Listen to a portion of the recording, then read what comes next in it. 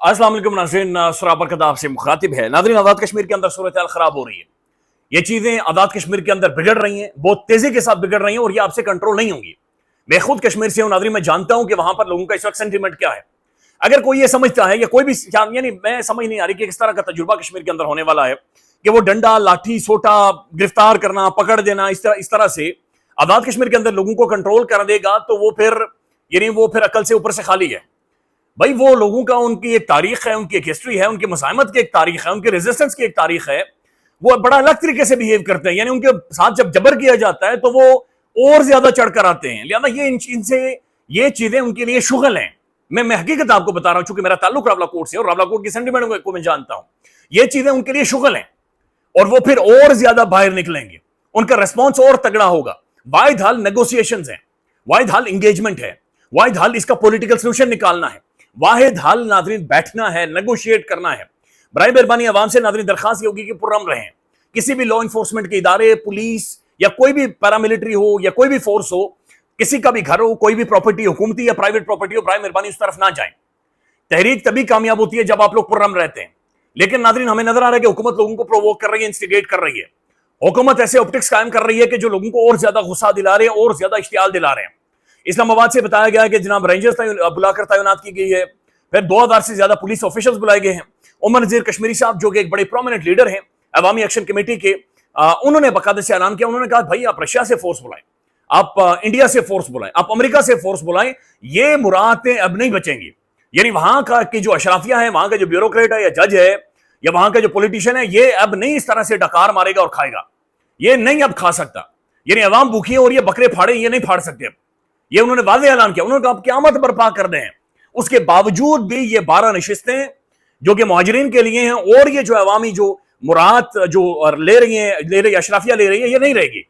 Enough is enough. तो बड़ी तगड़ी उन्होंने स्पीच की, गुफ्तगू की है, बहुत हाई सेंटीमेंट है नाज़रीन। उसके बाद मैं देख रहा था एक नोटिफिकेशन हुकूमत की जानिब से जारी हुआ है कि मसाजिद के अंदर आप लोग ऐलानात नहीं कर सकते। बड़ा एक मुकद्दस मुकाम है, मुकद्दस जगह है, वहां से आप ऐलानात नहीं कर सकते। अच्छा नाज़रीन, ये भी एक बड़ा एक अजीब सा एक सोच बाकायदा से दी जा रही है माशरे के अंदर। भाई मसाजिद असल में वो जगह है जहां पर बैठकर आपको माशरे के मसाइल भी हल करने चाहिए।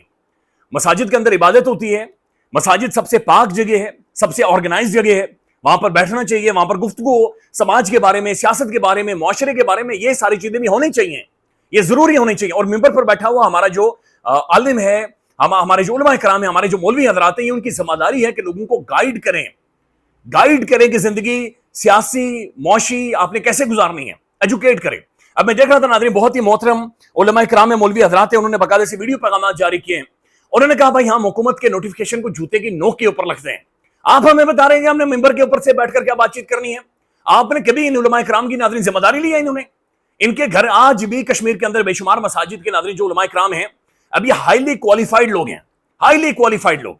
यानी चूंकि ये इनकी दीनी तालीम होती है, उसके अंदर इनका उबूर होता है, लिहाजा पाकिस्तानी माशरे के अंदर ये हमारे बदकिस्मती है कि शायद एक अंग्रेजी पढ़ने वाले बंदे के मुकाबले में उन्हें उस तरह से नहीं देखा जाता, लेकिन ये हाईली क्वालिफाइड, हाईली इंटेलिजेंट और ये माशरे की क्रीम है, ये पढ़े लिखे लोग हैं, ये हमेशा सुलह सफाई की बातचीत करते हैं, बड़े क्रेडिबल उलमा इकराम है आजाद कश्मीर के अंदर।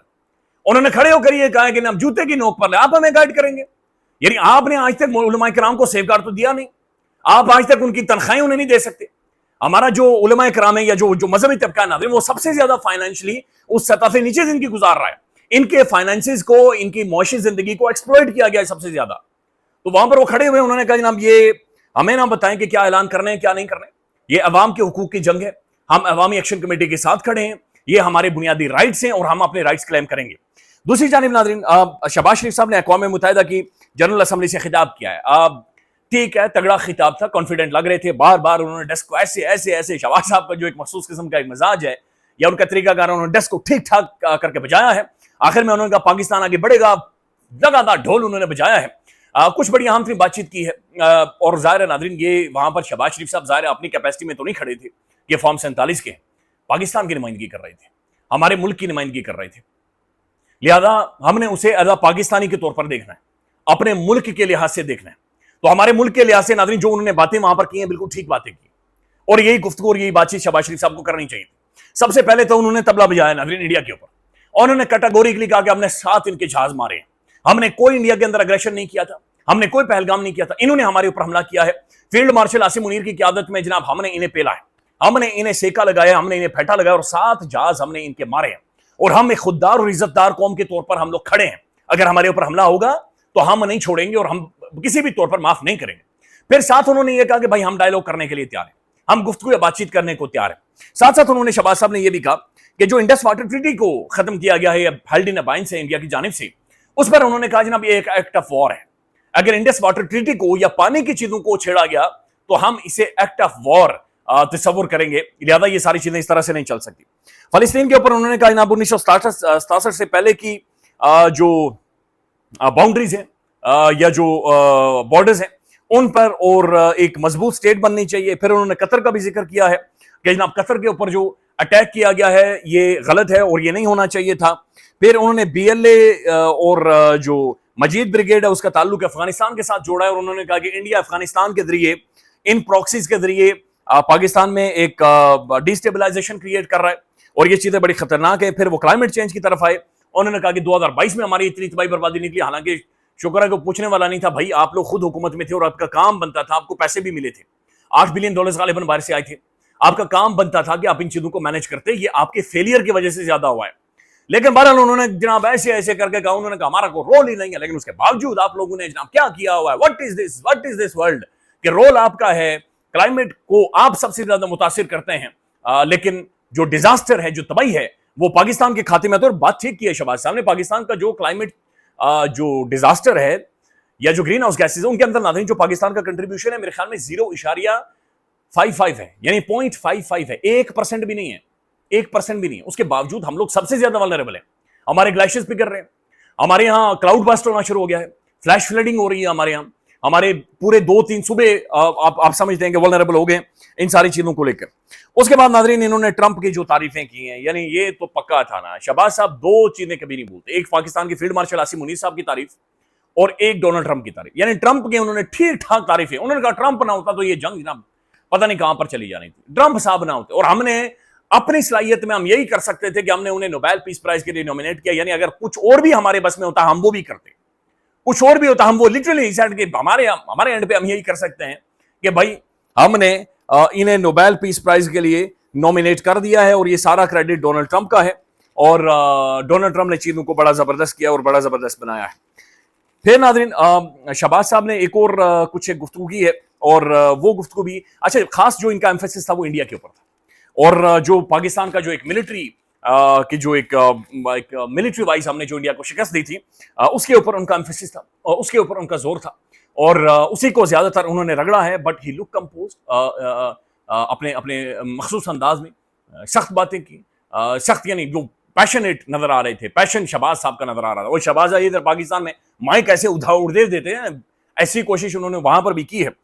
تو وہاں پر انہوں نے جناب فیلڈ مارشل صاحب کی ایک دفعہ پھر تعریف کی، پھر پاکستان کے ایئر چیف کی بھی وہاں پر انہوں نے تعریف کی، اینڈ انہوں نے کہا جناب کہ ہمارے اوپر یہ اگریشن ہوا، ہمارے سیولینز کو مارا گیا ہے۔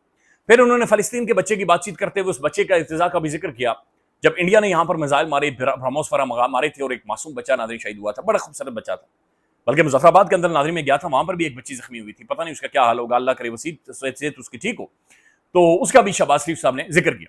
لیکن ناظرین اس بلڈنگ سے، اس کمپلیکس سے، اس حال سے جب شہباز شریف صاحب باہر نہیں کر رہے تھے تو باہر ایک خاتون انڈین صحافی کھڑی تھی، اچھا وہ گھات لگائے وہاں پر موجود تھی، تو جو ہی شہباز شریف صاحب وہاں سے باہر نکلے اس نے چیخ کر یہ کہا کہ شہباز شریف تم یہ کراس بارڈر دہشت گردی کو کیوں نہیں روکتے؟ اس خاتون نے گلا پھاڑ کر پھیپڑے پھاڑ کر کہا کہ بھائی تم لوگ یہ جو دہشت گردی ہوتی ہے پاکستان سے اسے کیوں نہیں روکتے؟ تو اس خاتون کو یہ عقل نہیں تھی ناظرین کہ جو پہلگام ہوا تھا اس کی تحقیقات ابھی تک انڈیا نہیں کر سکا، ابھی تک انڈیا اسٹیبلش نہیں کر سکا، اور ہمارے پاس ایسا ایویڈنس موجود ہے کہ جناب بلوچستان کے اندر خاص طور پر جو جعفر ایکسپریس ہائی جیک ہوئی اور جو جس طریقے سے مجید بریگیڈ بیہیو کر رہی ہے یہ انڈین پراکسیز ہیں۔ یہ اور بات ہے کہ ہمارا جو فورن آفس ہے یا ہمارے جو پولیٹیشینز ہیں جن کی ذمہ داری ہے کہ دنیا بھر میں جا کر یہ ڈوزز لے کر جائیں اور دنیا کو کنونس کریں، وہ نہیں کر سکے ابھی تک۔